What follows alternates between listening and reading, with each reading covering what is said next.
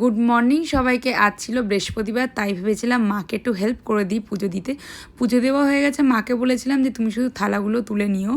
আর বাবা এত বড় একটা ইলিশ মাছ এনেছিল যে ইলিশ মাছের মাথাটা দেখো কত বড়। বুঝে গেছো ইলিশ মাছের ঝোল হয়েছে, লেজাটা তো আমিই খাবো। মাছের থেকেও যেন আমার সব থেকে বেশি প্রিয় হচ্ছে ইলিশ মাছের তেলটা।